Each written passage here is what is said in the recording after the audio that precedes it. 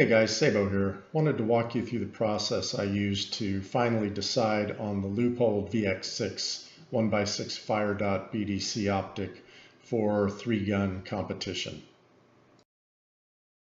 First, I'd like to review 5 optics that I researched before finally making the decision on Leupold. Then I'll get to the review of the optic itself, show you the reticle, and we'll take a look through it outside. So I actually researched about 10 to 15 different optics, but the 5 that I finally selected to delve deeper into were the Leupold VX6, Trijicon AccuPower, the Weaver Tactical, the Burris MTAC, and the Vortex Strike Eagle.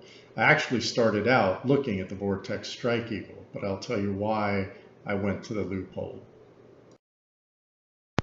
So the basis for my comparison included about 7 items: a good, daylight bright, well-defined reticle specifically for 3-gun or CQB competition.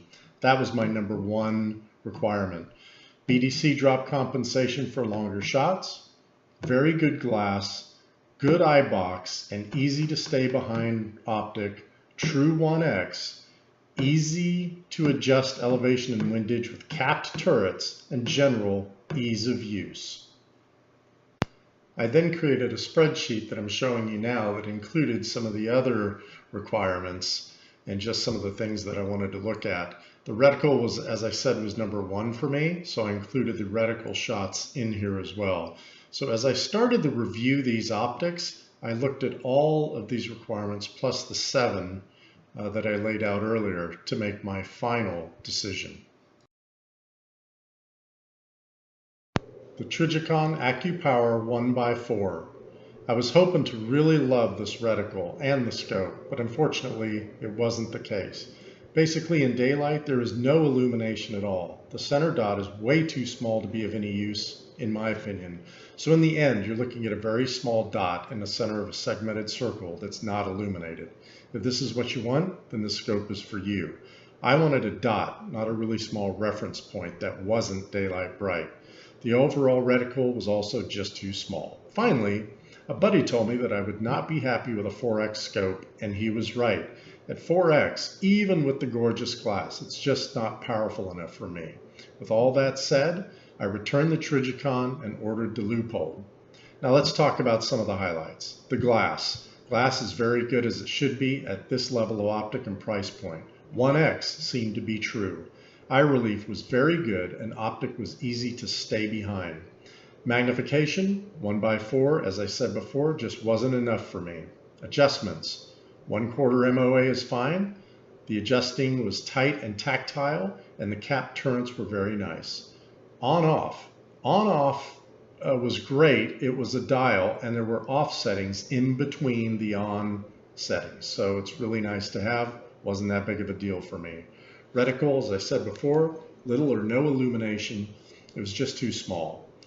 Illumination at the highest level, as I just said, very bad, didn't even see it. Trijicon really needs to work on this if they want 3-gunners to take this seriously as a red dot replacement or augmented red dot optic.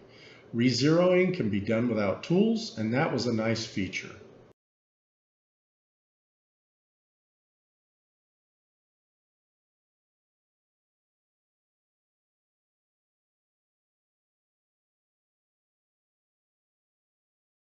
The Weaver Tactical 1x5.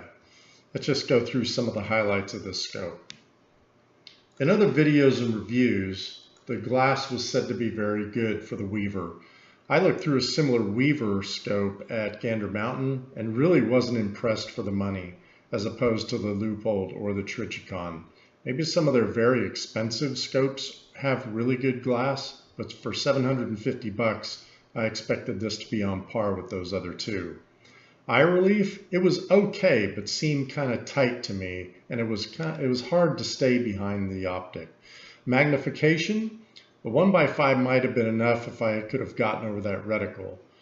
The adjustments, 1/4 MOA, and capped turrets. On-off, there was no in-between on-off, but again, that really wasn't important to me, so no big deal. The reticle was way too busy for me, just way too busy. And the illumination seemed good in other videos, but the reticle, I just couldn't get past it. As far as re-zeroing goes, you can re-zero it, but you need to adjust hex screws with a wrench and all that. I didn't want to deal with that if I ever wanted to re-zero my optic. So again, the Weaver Tactical, the reticle failed for me, and then the whole re-zeroing thing with tools, it did not meet my ease of use requirement.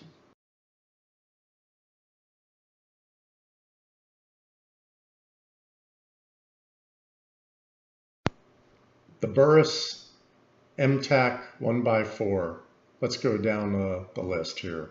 Glass. In other videos and reviews, glass was said to be okay. I looked through one at Gander Mountain and was not that impressed. I'd actually take the Vortex Strike Eagle over this optic and save $100. Eye relief, again, was okay, but seemed tight to me, and it was hard to stay behind the optic. Magnification, 1x4, again, is just not enough for me. So while this was in my top 5, it dropped out because of the magnification and the reticle. The adjustments are half MOA, and that's fine. They did seem tight and tactile when adjusting, and they were capped. On-off, there is off in between settings, illumination settings, which again is a nice to have, but again, really wasn't that big of a deal for me.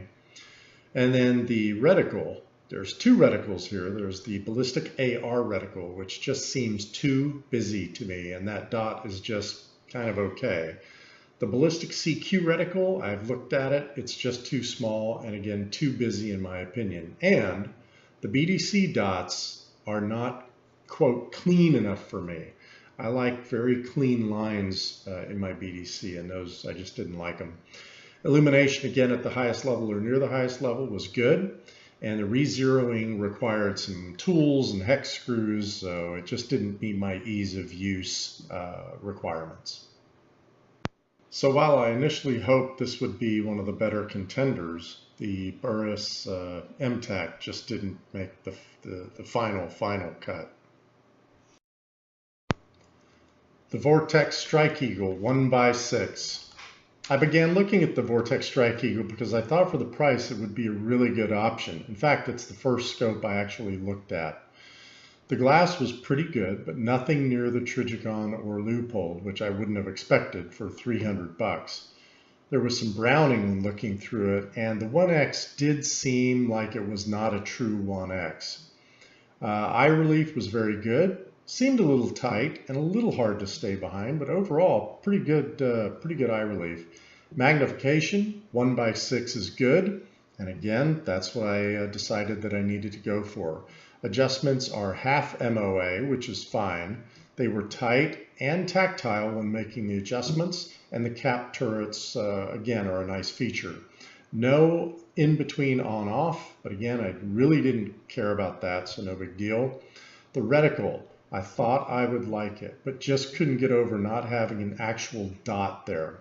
Fellow shooters who own the Strike Eagle either really love it or they don't like it at all. The illumination at the highest level or near highest level is daylight bright, but at the very highest level it does seem to wash out a bit and gets a little fuzzy. Still, I like the illumination.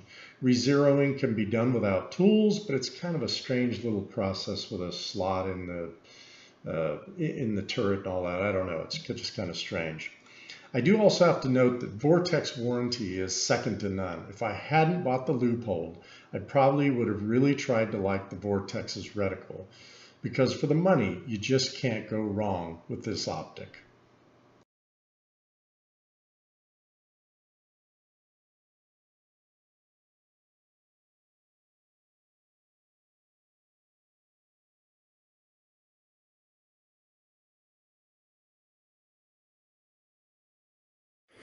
So guys, thanks for hanging in there as I review those other optics.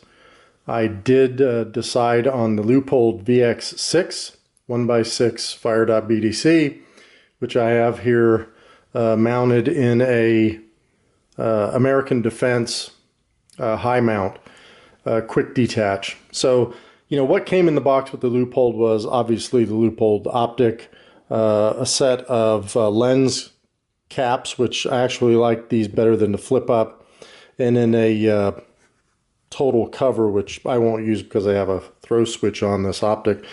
But let's go ahead and go down the requirements. As far as the glass is concerned, glass is phenomenal. I'll show you that outside here in a minute. Eye relief, again, very good. It's very easy to stay behind this optic. I'll show you that outside again. Magnification, again, it's a 1x6 optic, so you've got the 1x6 magnification settings here. I did add this throw switch to it. I think I paid $12 a year ago on Amazon. They're up to about 16 bucks now.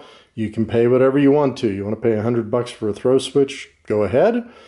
I may get a better one later, but right now I just wanted to spend my money on other things. We do have the focus here, so we've got the focus ring. And as far as the adjustments are concerned, we have quarter MOA adjustments. So as I come over here, let me kind of get over here. Hopefully that comes into focus. You know, the clicks are kind of mushy, but again, as long as it's going to hold 0, which it has so far, that's fine with me. I do like, again, you know that ease of use was one of my top priorities, and this re-zeroing feature here is awesome. So I just lift it up, click it back, and I have just re-zeroed. Both elevation and windage operate that way. Now, as far as the on and off goes, for the power, it is a push button on and off. So as I push the button here, the reticle will get brighter. Don't know if we can see that here. Let's see if we can. There we go. And you may see it, you may not, but when I reach the highest setting, it will blink. When I reach the lowest setting, it will blink. So I always know when I'm at the highest and when I'm at the lowest. So with that said, the other nice feature about this optic is the auto on-off. So you leave it alone for 5 minutes, it automatically turns itself off. You pick the gun back up, it turns it back on to the brightness you had before. I love that feature because when I'm in a match, in between stages, the gun sits there. I don't have to worry about whether I've left it on, whether I need to turn it off. When I pick the gun up, I'm ready to go. The optic is set at the proper illumination level for me. I'm going to show you the reticle and the BDC drops outside when we go out there. I've shown you the focus, talked about the illumination. Let's go ahead and just kind of get this mounted on the rifle, just so you can kind of get the whole picture. Note that there is a chamber flag in the chamber, so there is no cartridge in the chamber, and there's no magazine in the weapon. So flip this over, set it down here, and again, I've got this great American Defense quick detach mount, and there you go. There she is mounted on my AR. I am in love with this optic. I just have to tell you, all of that hard research really did pay off. This is the optic for me. Let's go look at the reticle now out in the garage. So we're out in the garage. We've got the Leupold VX6 Firedot BDC fired up. I've got the reticle at the highest setting. I have it at 1 power. But I just wanted to kind of give you an idea what the eye box looked like here, and I'm going to move things around a little bit.